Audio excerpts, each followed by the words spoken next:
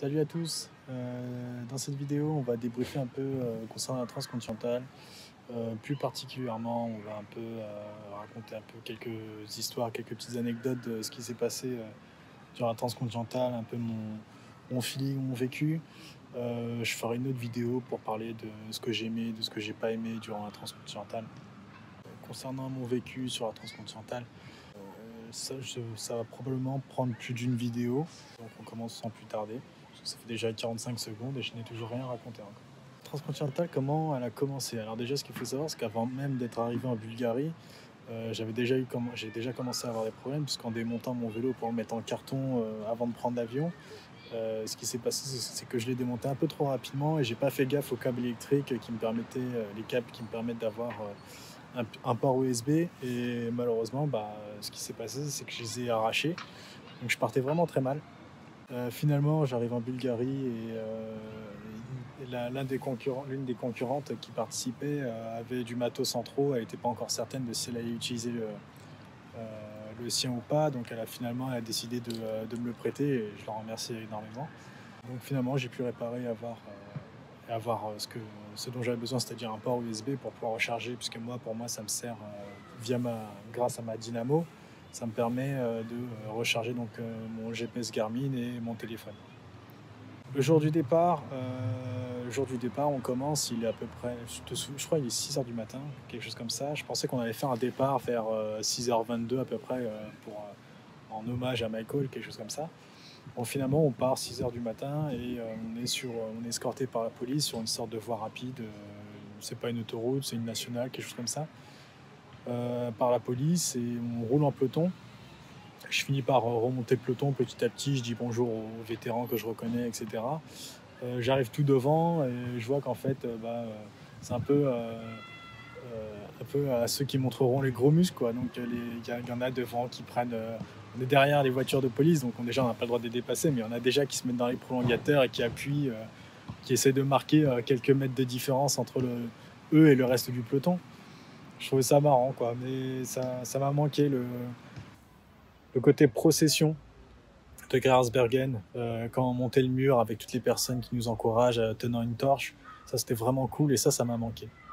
Bref, on arrive à 10 bornes, la voiture de police s'écarte et on commence à rouler sur le CP0 dans la campagne bulgare. Et là, donc ce qu'il faut savoir, c'est que ce parcours-là, dans le race manual, était défini comme servant à faire éclater les groupes ride, etc. De manière également à contrôler que les gens ne roulent pas en groupe et se draftent. Et en fait, je trouve que ça a moyennement marché, puisque dans le groupe de tête dans lequel j'étais, donc avec en l'occurrence Björn Lennart, ce qui s'est passé, c'est que on était un groupe d'à peu près une dizaine de coureurs. Ce qui s'est passé, c'est que tout le monde en fait était en train de drafter Björn. Björn était en forme olympique. Je me souviens qu'il me disait avant la course, ouais, j'ai retrouvé mon niveau d'avant de lorsqu'il avait gagné le Paris-Brest-Paris. Et effectivement, il était en forme, mais il appuyait, il était dans son rythme, il appuyait très fort et les gens n'osaient pas passer devant parce que tout simplement ne pouvaient pas passer devant, quoi. Donc les gens étaient obligés de drafter, enfin obligés. Les gens se retrouvaient à drafter derrière Björn Lennart, et moi également. Et c'est là après, à ce moment-là, moi, au bout d'un moment, je me suis dit, mais attends, mais qu'est-ce que je fais? C'est un manque de respect pour mon ami Björn et tout. Je suis derrière lui, je suis en train de drafter, il s'entraînait pour avoir ce niveau. Moi, si je voulais avoir ce niveau-là, il fallait que je m'entraîne plus dur. Donc finalement, j'ai décidé de sortir de ce groupe-là et de me laisser tomber en arrière. Mais beaucoup d'autres ont continué à le drafter, quoi. Ce CP0, je ne l'ai pas trouvé terrible. Après, en soi, il y avait du gravel qui, pour certains, permettait de s'exprimer, de creuser un peu les écarts, etc. Et je pense que justement, c'était un truc qui plaisait à Björn, parce que ça lui permettait de retrouver un peu le côté VTT qu'il apprécie. Et finalement, donc, ça dure quand même 100-120 km. C'était vraiment, vraiment très long et j'ai pas trouvé qu'il y ait un grand intérêt. J'avais l'habitude, enfin en tout cas des checkpoints sur la transcontinentale qui avaient vraiment un sens, qui avaient vraiment une beauté, etc. Et là, rouler 100 bornes dans la campagne bulgare, bon, c'était c'était pas top, quoi. C'était non. Et dans la dernière montée, à la fin de ce parcours-là, je croise une nana. Je croyais l'avoir déjà vue une fois. Et je me souviens qu'après, effectivement, je l'avais rencontrée avant le départ avec Björn. Et en fait, cette nana-là, elle me dit, ouais, et tout, ça se passe bien et tout, elle est contente et tout. Et je me dis, mais attends, elle est à mon niveau, je suis pas très loin encore du groupe de tête. Hein. Cette nana-là, elle pousse fort. Quand on est à 100, 120 bornes, je me dis, cette nana-là, elle pousse vraiment fort. Quoi. On aborde la dernière côte, qui est une côte un peu plus significative que tout le reste du parcours. Et là, la nana, elle s'envole devant moi. Quoi. C'était magnifique. Franchement, elle m'a déposé, mais de manière magnifique. Quoi. Moi, je me suis dit, bah, putain, vas-y, je prends mon temps et tout. Et je l'ai vu s'envoler, quoi. En fait, c'était Fiona, tout simplement. Fiona m'a déposé dans la première côte, dans la première vraie côte, donc à la fin du parcours 0, et c'est la seule fois où je l'ai croisée. Parce qu'après, elle est partie gagner la transcontinentale. Donc voilà. Donc ça, c'était le parcours 0. Et tout de suite après, donc on est libre de choisir son parcours. Et dès la sortie du parcours 0, il y a un regroupement de stations-service. Moi, je m'arrête à une station-service et je me dis, je vais faire une pause très rapide. Et qui je vois derrière moi. Tout de suite, dès que moi je m'arrête, il y a peut-être une dizaine de personnes qui se sont arrêtées en même temps que moi, juste derrière moi, à la même station-service. Et en fait, c'est un truc qu'il faut savoir, c'est que quand vous voyez quelqu'un s'arrêter à une station-service, psychologiquement, il y a de grandes chances que vous dites, si je fais une pause à cette station-service-là, je pourrais surveiller mes concurrents, quoi. Enfin, les personnes qui y sont déjà, quoi. Et potentiellement, essayer de repartir avant eux, quoi. Comme ça, je les double, quoi. Je fais une pause et je les double en plus, quoi. Donc ça, c'est quelque chose qu'il faut savoir. Donc si vous voulez vraiment mettre, entre guillemets, une attaque par rapport à un concurrent que vous arrêtez pas de croiser, c'est quand vous le voyez à une station-service, vous arrêtez pas, vous tracez tout droit, quoi. Donc voilà, donc on sort du checkpoint, du parcours 0, et je commence à appuyer sur les pédales. Ouais, je me souviens que je m'étais dit, ouais, là ça commence, là on est sur une portion un peu plate, je vais bourriner à fond et je vais essayer de rattraper un peu ceux qui étaient dans le groupe de tête, qui ont roulé en groupe.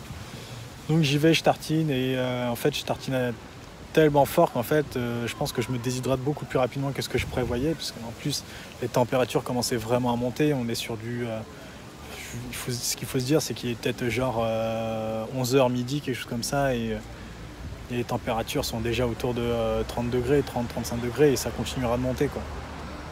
Et là, donc, j'appuie très fort et je commence à avoir des crampes. Donc, une fois à droite, une fois à gauche, etc. Et j'arrive à m'en débarrasser, mais en contrôlant mon rythme, mais c'est assez compliqué, quoi. Et c'est là, en fait, qu'on commençait un peu les grosses difficultés, en fait. Donc, entre le parcours 0 et le checkpoint 1, donc le premier parcours de checkpoint, il n'y a pas grand-chose. On arrive, je crois, de souvenir, il y a peut-être 50-70 km et tout le monde prend la même route, parce qu'en fait, on sort du parcours 0, on est sur une voie, dans une ville, mais qui donne accès à des voies rapides, tout de suite qui envoie très rapidement sur le parcours 1. Et là, en fait, j'appuie, je rattrape les concurrents, mais je commence à avoir des crampes. Et une fois que j'arrive au parcours 1, donc en fait, comme on est sur des voies rapides,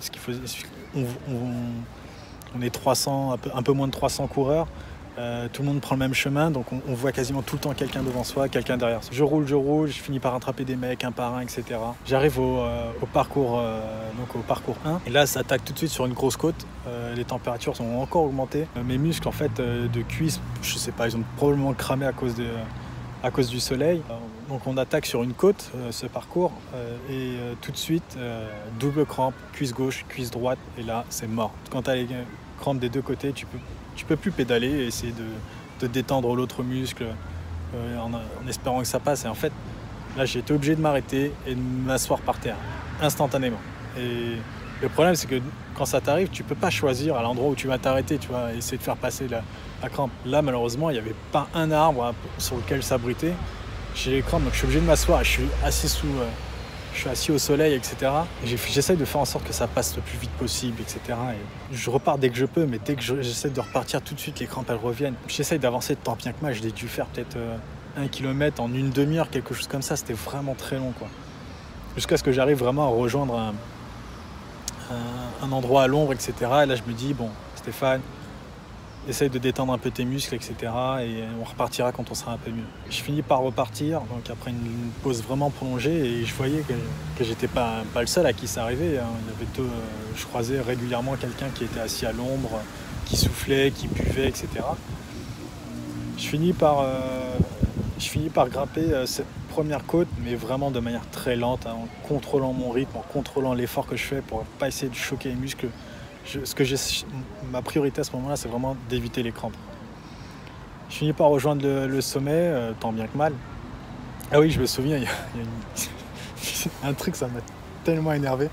Dans la montée, je crois, il y a une nana, elle m'a dit, il faut continuer, etc. Quand on arrivera en haut, il y aura de la pastèque. Tu vois, au checkpoint, il y a de la pastèque. Et je me suis dit, c'est génial, tu vois, il y a du pastèque qui nous attend à un checkpoint et tout, c'est merveilleux, quoi. Et ça va pouvoir me permettre de se réhydrater. Et puis je me dis, d'ici à ce que j'arrive en haut, je peux vider mes bouteilles, je me réhydrate avec les pastèques. Et dans la descente, je pourrais toujours descendre sans boire, sans me fatiguer, sans me déshydrater et rejoindre la prochaine ville, quoi. Et en fait, donc je vide mes bouteilles et je les bois, etc. J'arrive en haut et il n'y a pas de pastèque. Ça m'a énervé. Qui a balancé cette rumeur de pastèque, quoi? C'est atroce, c'est un truc à surtout pas faire, quoi. Vous donnez des espoirs aux gens. Cette nana-là m'a donné de l'espoir. Elle m'a trahi, en fait.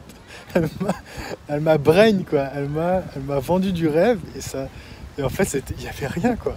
Il n'y avait rien du tout. J'arrive au sommet, je demande à Anna, ouais, est-ce qu'il paraît, il y a de la pastèque et tout. Donc Anna, elle n'est pas au courant. Elle demande aux autres volontaires, peut-être qu'il y a un volontaire qui a décidé de ramener de la pastèque et tout. Pourquoi pas? Ils ont le droit, hein, c'est à leur discrétion, etc. Peut-être qu'il y en a un qui s'est dit, ouais, je vais ramener de la pastèque pour tout le monde et compagnie, ça va être cool. Pourquoi pas? Et en fait, il y avait rien, il y avait que dalle. Je me suis senti trahi. Et c'est là qu'en fait, je me suis rendu compte que là, j'étais vraiment dans le mal, parce qu'en fait, à ce moment-là, en fait, quand j'espère qu'il y a de la pastèque, je ne compte plus que sur moi-même, je compte sur un élément extérieur, tu vois. Et ça, c'est quelque chose qu'il faut surtout pas faire sur une transcontinentale. Faut compter que sur soi-même, et il faut prévoir ce qu'il faut pour atteindre la prochaine ville, son prochain objectif, à la ligne d'arrivée. Il faut compter sur soi, quoi. Et là, en fait, j'étais dans le mal et j'ai espéré qu'une aide extérieure soit là, quoi.